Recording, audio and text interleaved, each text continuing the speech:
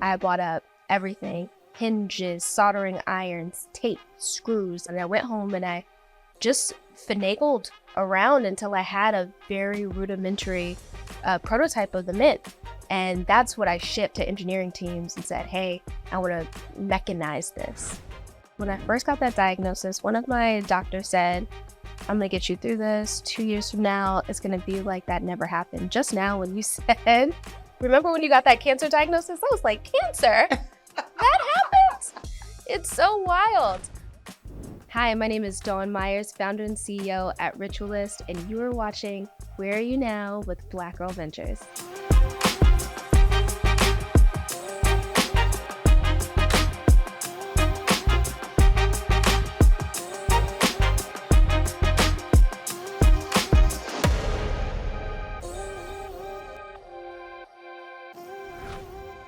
Dawn, CEO and creator of, I don't even want to say founder of, I'm going to say founder of Ritualist, but creator of the Mint. That's right. I am so happy to see you, Dawn Myers. How are you? Good to see you. How you doing?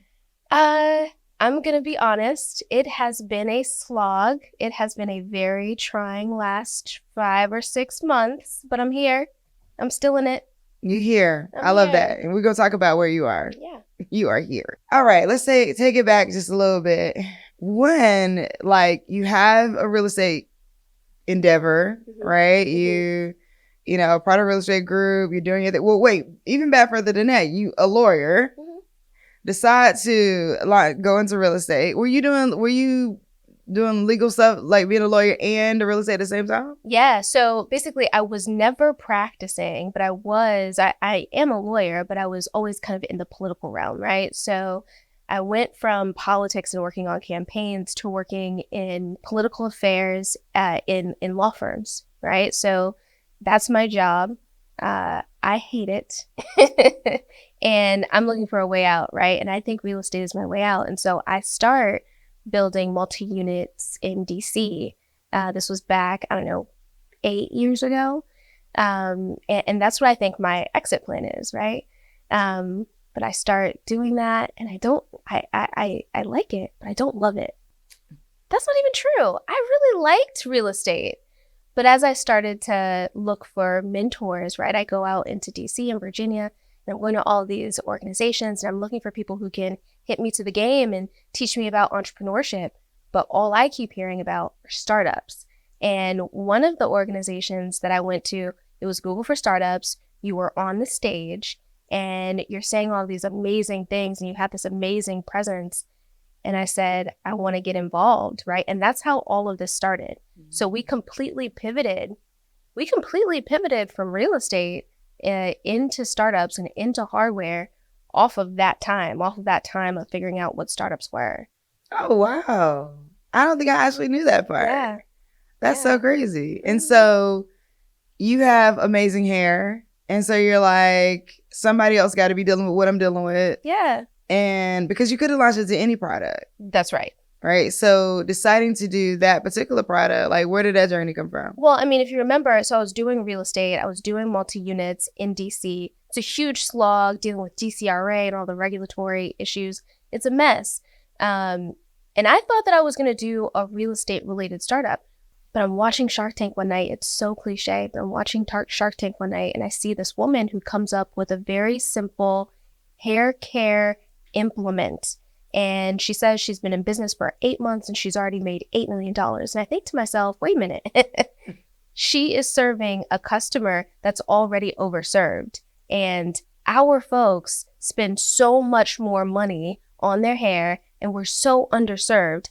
And our pain points are so much deeper, right? We're not talking about a 30-minute inconvenience, right? We're talking about people whose entire lives and schedules revolve around their hair and for whom this is an impossible issue.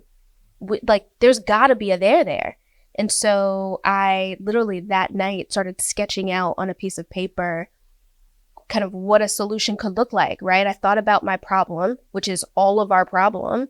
And I sketched out a very, very rudimentary version of the Mint.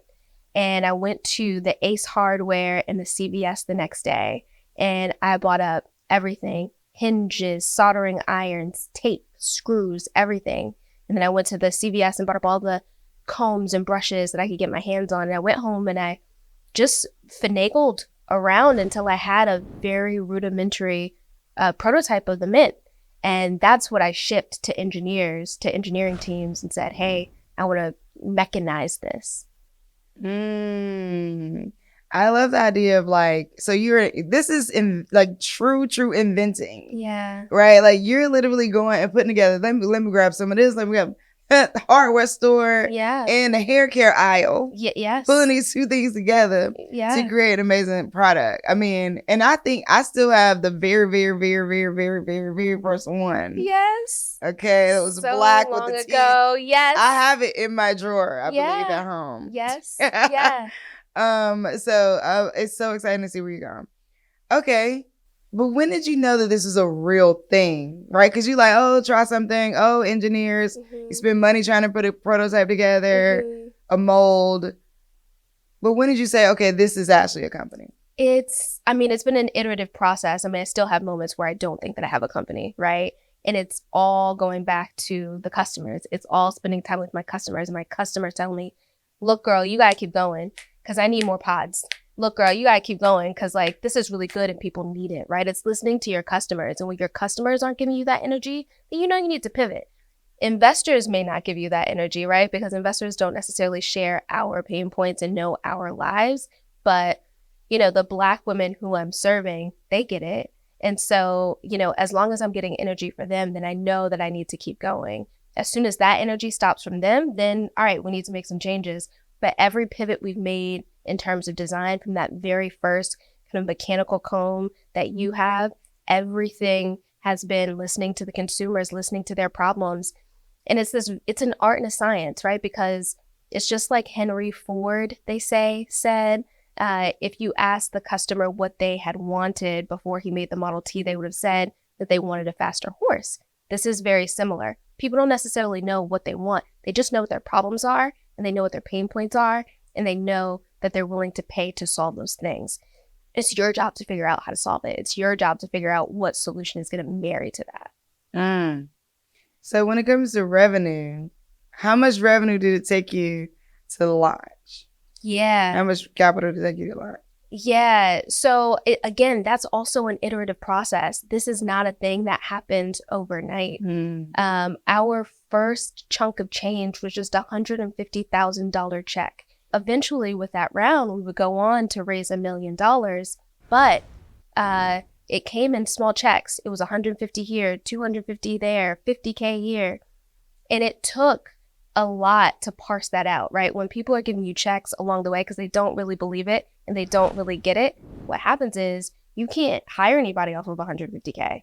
You can't do any significant engineering off of 150K. You can only do very small tranches of products off of 150K. So you can't do a whole lot with small tranches of money when you're doing tech-enabled hardware, right? This is a very different business than most kind of CPGs or even apps, right? You can build a whole app off of 60K. You can't build tech-enabled hardware off of 60K. You can't build tech-enabled hardware off of 500K, right? This usually takes a few $1 million to do competently. And so we really had to piecemeal it. And look, this is where being a Black woman comes in handy. I know how to make $1 out of 15 cents, right? I used to live in China. So after law school, I spent a stint in China. Somebody put a bug in my ear and said, if you go over there and you figure out the manufacturing game, you win at life, right? So I went over there, I learned a lot, but didn't quite, kind of create any kind of empire or anything. But I made a lot of connections and I understood where to go to get certain things done cheaply. So we did our first rounds of manufacturing and design in China with a French team. So there was a kind of best of both worlds. We had the economizing of working with a Chinese team with the kind of Western competence and language competence of a French team. And so they were able to get us, part of the way, right? And we saved, I'm going to say, a solid $600,000-$700,000 on those initial rounds of prototyping because we were doing it really cheaply. And we were able to sort out a lot of variables throughout that process. And then once we came with early stage prototypes, but prototypes nonetheless, and we took those to investors, we were able to say, okay, we've saved you guys almost $1 million. Give us money so that we can actually commercialize this and get it to market, right? So we did that, but people were very tepid. We had one investor who was willing to get in front and was willing to lead, but that was only a $150,000 check. Can't do a whole lot with a $150,000 check. When he came on, we were able to close another check. That was another $250,000. Then we were able to close another $250,000 check, right? And with that chunk of change, we were able to do some real commercial design. We were able to do industrial design that got us to a working product. And, there's a difference between a product working and a product being commercially viable, right? Our product took a while to test with Black consumers who were so accustomed to being let down and not having product that really responds to their needs, right? And so for me, it was when I test this on a Black woman with type 4 hair and she says that this is ready, then this is ready to go. And it took us a while to get there, right? And so this is a very iterative process. It took me selling some of those properties. It took me selling my multi-unit properties to finance those first rounds of prototyping. That was the first step. The second step was having investors come in, and that was another iterative process that got us to a working prototype. Now we're raising another $1 million that lets us grow and get larger batches of inventory. I love that. So on the journey somewhere, as you mentioned, Google for startups, you hear about Black Girl Ventures. And when you actually had reached out to me on like Instagram, you were about to do a pitch competition. And you reached out to me on Instagram about pitch coaching. Yes. And then I hopped on and did a pitch coaching session with you. Yes. And then after that, you won that pitch competition. I did. Okay. And then I feel like we just kept in touch. I can't remember our even exact conversation for how you started actually working with Black Girl Ventures. Yeah, I don't remember that exact conversation either. I don't either. I think you had worked for another like startup sort of. That's right. Org or group of people before. That's right, in Virginia. Yeah. And so I was like, oh, okay, cool.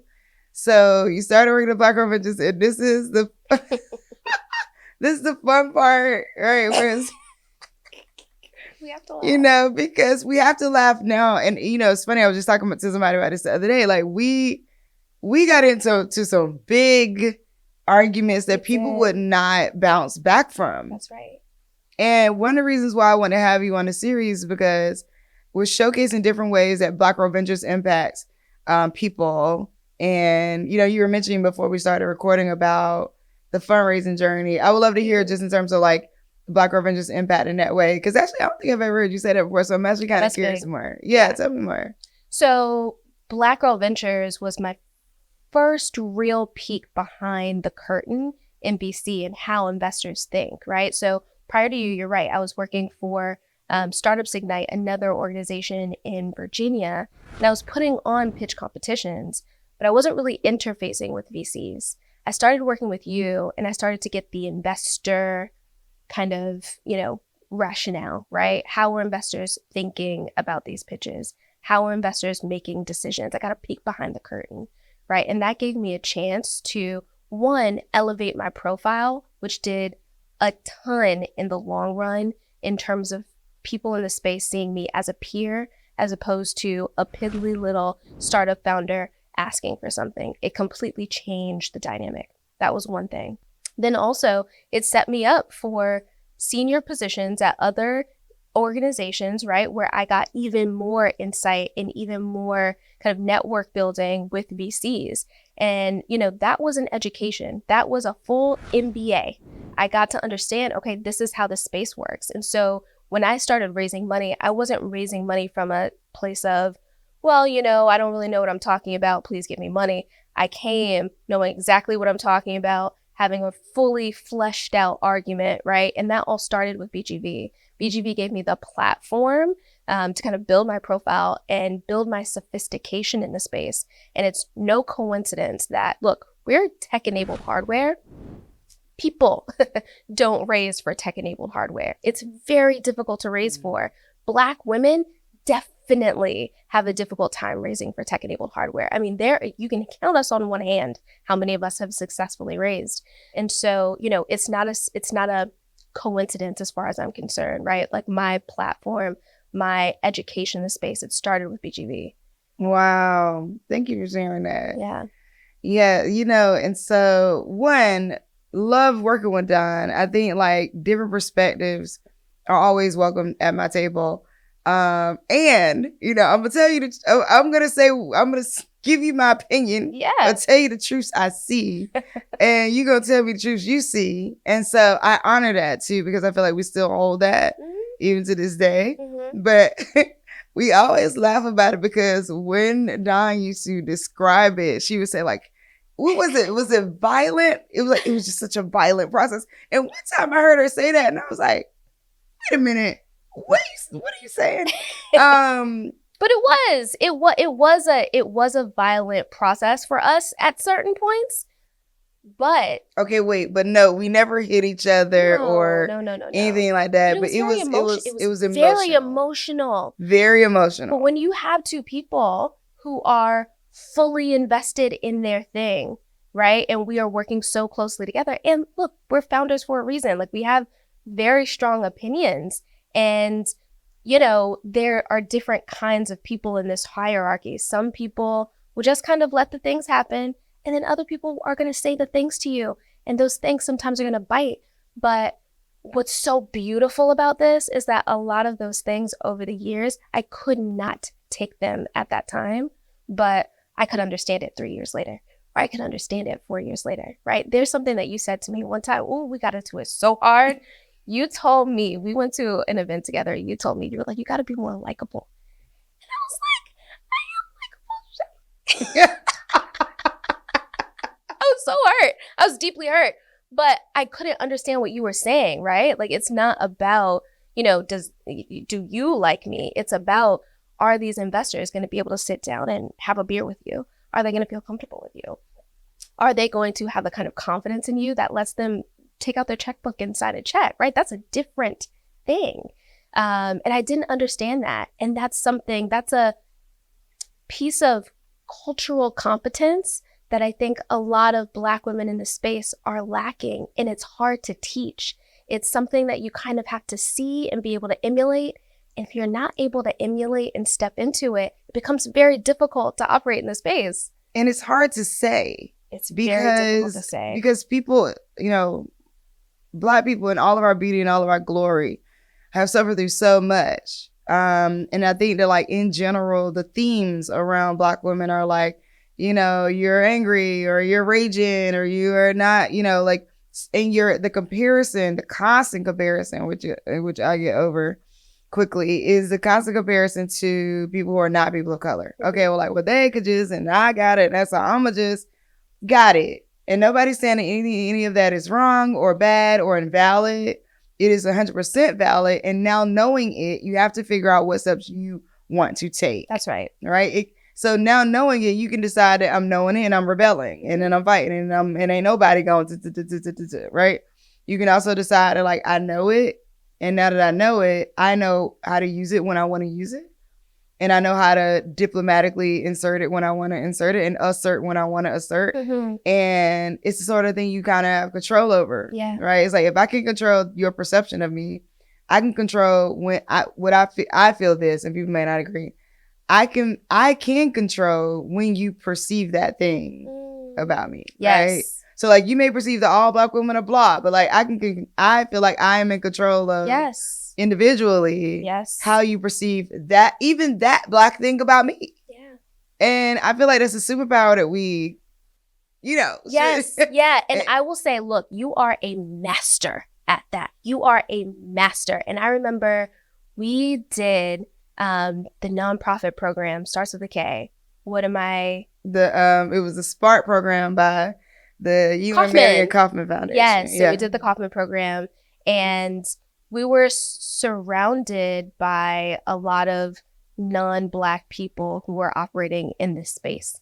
And there were some things that I was pointing out. This person, this feels like bias, and this feels like bias. And you help me understand that, look, there is bias in this space. And also you have to be in control of your emotions, right? You have to be in control of how much of this you're going to let penetrate and make you feel is a personal attack, right? Because at the end of the day, this is a matrix and you are figuring out how to operate within the matrix. And that's a really valuable lesson, right?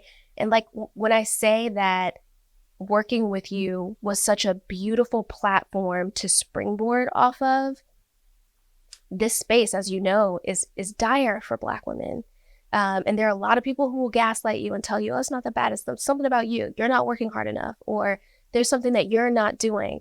The all of the negative things are very much there. It's about figuring out how to navigate it. And you don't navigate it by sitting here and getting in your feelings about that thing that somebody said, right? You have to be more artful. You have to be more strategic, and you have to be fully in control of your emotions. And you are so good at that.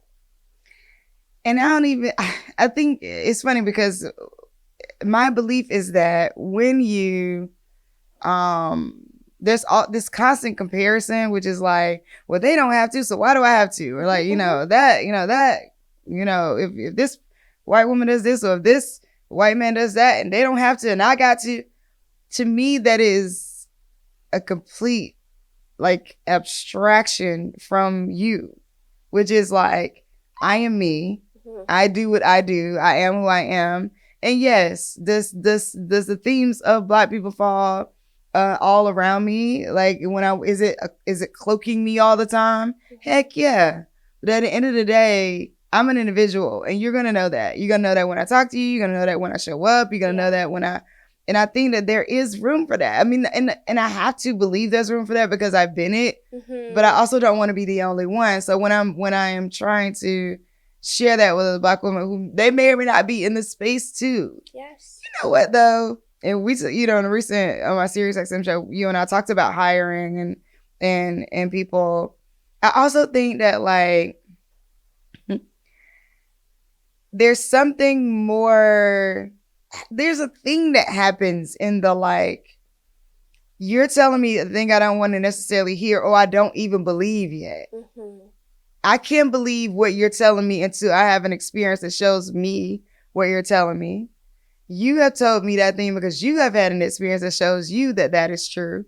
It is not true for me until I have an experience that is there that says that is true. And so in meanwhile, you're the problem, right? You know what I mean? Like that is the like, it's like meanwhile, the person right in front of you is pegged as the challenge. Oh, you don't like whatever, or you ain't the whatever for me, or you think and it's like, honestly, I'm not thinking any of that. I'm thinking that based off of what you're sharing with me right now, that you're probably thinking these things, and those things may or may not be a reality, or may not have to be a reality for you. Yeah. And what can we do about that? Yeah. The word I just remembered was volatile. Volatile, okay. Volatile. Not violent. Not violent. Volatile. And yeah, I think that this space can be really volatile, especially when we're talking about hiring, because I think you and I are both trying to do something similar, right? I think we're both trying to bring Black women into the space and bring people who would never have an opportunity to work in tech and STEM and product. We're trying to bring people and give people opportunities. And it is odd, I think, sometimes for people. On one hand, we want to be relatable, but on the other hand, we are running companies and we know these companies really well, and we understand what they need really well. And when we say things, they must go, right? When we say things, we need you to do them. And so there's this difficult balance, this kind of line we're trying to walk between giving these Black women that we're pulling into this space a soft place to land, and a respectful place and a considerate place and a place that honors them, while also doing the hard work of running a startup, right? Those things are almost impossible to reconcile. And so, I think that there is kind of this really violent clash, right? Because we're asking these people to come into this very new space that demands a lot of you. And we're trying to do it in a humane way and in a thoughtful way.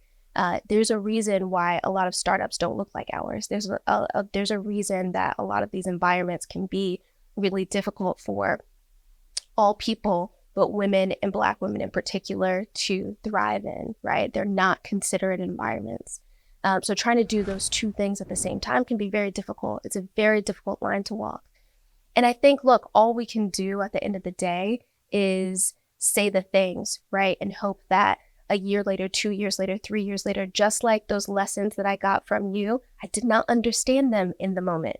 I did not get those words, but they resonated when I needed them to resonate. They resonated when I was in the room and I needed to understand how to operate in that room. All you can do is give of yourself and give that knowledge and hope that that it penetrates at some point. Yeah.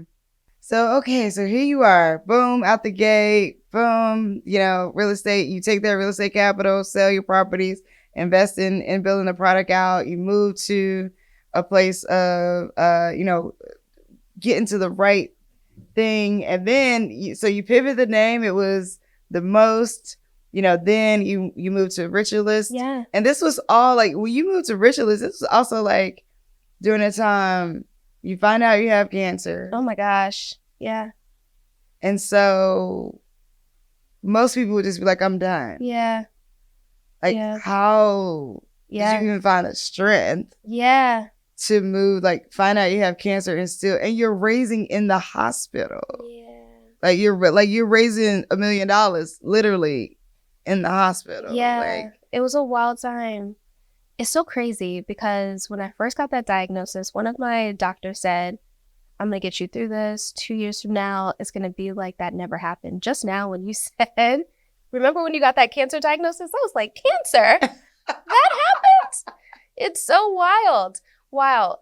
So 2021, we do the mural, the BGV mural, and we had such a good time. And it was such an uplifting moment. And then literally days afterwards, I go in and I get a stage 3 colorectal cancer diagnosis, which is a very deadly form of cancer. But, I was very lucky. I had just moved to Baltimore. I moved maybe 10 minutes away from Johns Hopkins, which just happens to be one of the most sophisticated colorectal cancer practices in the country. And they really took care of me. And I was very, very, very lucky. Not only did we we went through 5 surgeries, chemo and radiation that year. Several of those surgeries were experimental surgeries to help me as a young woman maintain my fertility. Most people who go through colorectal cancer treatment lose their fertility and get plunged into menopause immediately. But we did some experimental surgeries and kind of made a little bit of history. We cured. You don't make a little bit. A little bit. Made a little bit of history. You make a little bit of history. Yeah, so we went through this whole rigmarole. And while we were doing that, we were launching a brand new brand, right? So we had our old company, The Most, and then we were doing this kind of offshoot, Ritualist, for the new technology. And we had to finish that $1 million round from the hospital bed. And it was, that year was treacherous. There were moments where I was in the middle of my raise and I ended up in emergency surgery. I actually sent a text message out to a bunch of people who were on my emergency call list. You were on that list. And you actually showed up at the hospital. I woke up at like 2 o'clock in the morning after having a bunch of procedures done.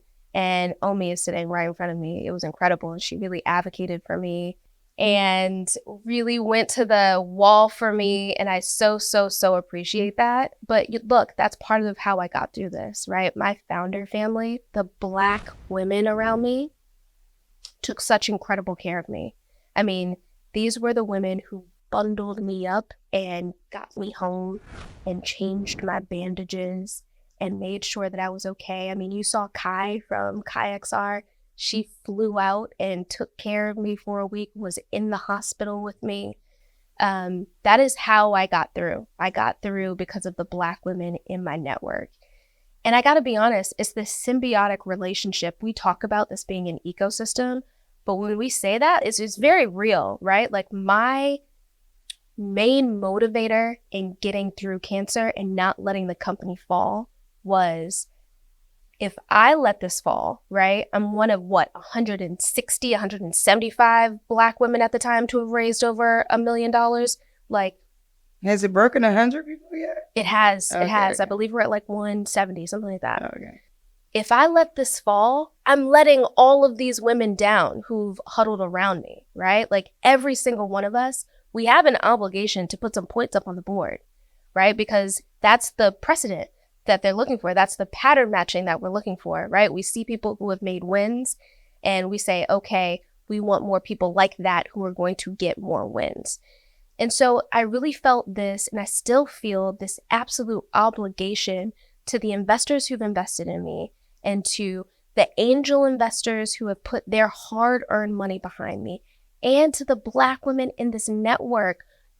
I feel this need to put points up on the board for them. We have to win for them. That's what keeps me going.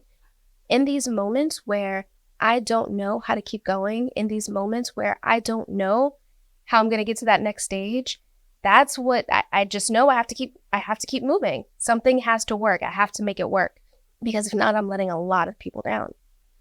Yeah, I think interesting, because that's still incredible. I mean, none of us would have batted an eye if you would have said, I'm bowing out because of cancer, though.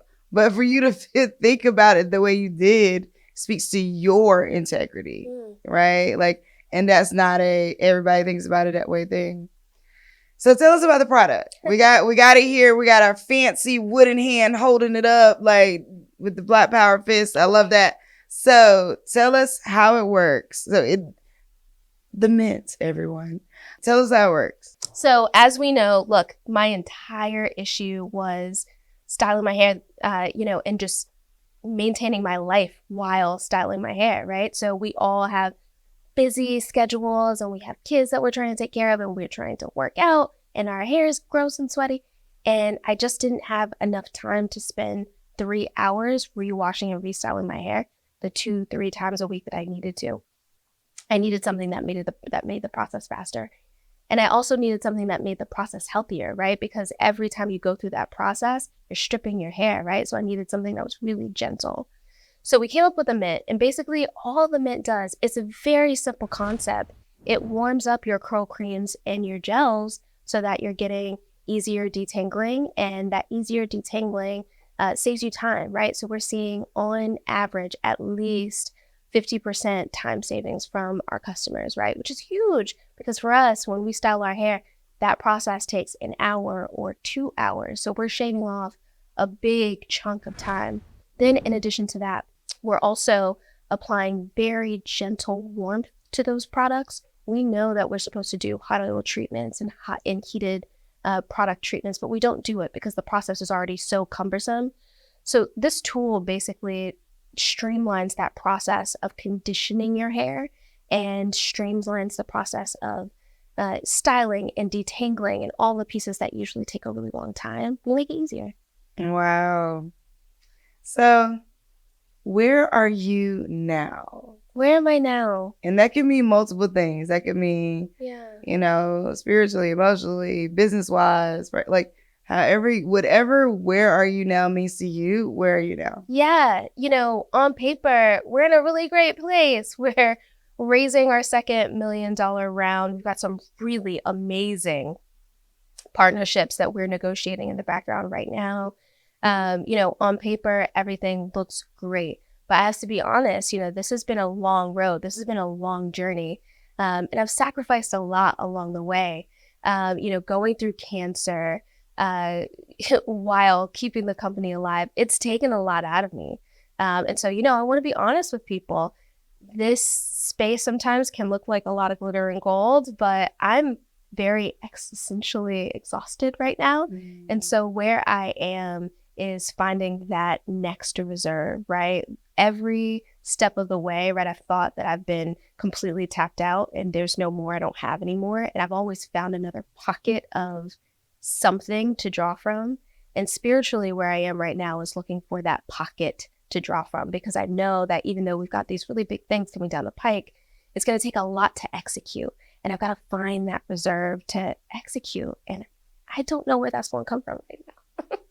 And so spiritually, that's where I am. I'm trying to find it. And also I know that I'm going to find it. That's right. I mean, you just said it. You know, when you take the step, things somehow expand. They do. It's just so unwritten, you know? So I love that for you. I love it. Yeah. Thank you so much for joining me on the show. I really appreciate your story and sharing all the things, and love being able to have that conversation, you know, about the hiring and that kind of thing. I feel like it's a conversation that needs to be had. It is not had openly. Yeah, yeah. So, yeah. And, you know, if I can just say one more thing, particularly in the hiring front, look, I think one of the things that's really uncomfortable for us to admit is what it's like to have to defer to a Black woman, right? That's what a lot of this comes down to. That, you know, volatility, I think sometimes it can even be difficult for Black women to recognize your stature and be able to respect that, you know, you're the one calling the shots, right? So we've got to do that as a community first before we can expect people outside of our community to defer to us. We can't expect that investors are going to take us seriously when we as Black women are looking at other Black women business owners and we're not giving them the respect that they deserve, either in hiring or as customers of those companies, right? We are our own biggest critics. And one of the biggest things that I think we have to get over as a community is deferring to each other. Because again, nobody else is going to defer to us. No one else is going to believe if we can't believe in ourselves. I have thoughts about that. But I don't know how much time we got left for the show. But, well, my thought is it's a yes and. Yeah. You know what I mean? As most things are. Yeah. Two things can be true, that, like, we need to treat each other better and people need to treat us better. Yes. You know, we need to, you know, be better at taking feedback from a Black woman, and people need to be better at, you know, accepting that we're a different culture. Yeah. Like, that's very real. Yeah, like, we're just a different culture. We're not the same. Yes. And we don't treat it that way. We treat it like, oh, we're all the same, and you're treating them. We treat it like we're siblings. Yeah. You know, and we are not siblings. Like, Black people are not siblings with, you know, the Latinx community. The Latinx community is not siblings with the white community. The white community is not you know what I mean? Like, we're just not all. And even within the idea of white, like, then you have these people over here from this country who are not siblings. That's like, right. We are absolutely a bunch of different cultures. Yes. And the U.S. is a sort of melting pot. So it's like, I wish we would address it that way more. Yes. When we talk about the challenges and the differences and being like, yeah, it is different because I'm different. That's right. Yeah, I do have a different attitude than you because I'm a different person. Mm-hmm. And that doesn't make you unprofessional. It's it a different doesn't. kind of professionalism. It doesn't. It means that professionalism needs to have a cultural competence. That's right. So yeah, that's my thought. But thank you so much for joining me on the show. I really appreciate you. Always appreciate chopping it up. Yeah. Thank you. Yeah, thank you.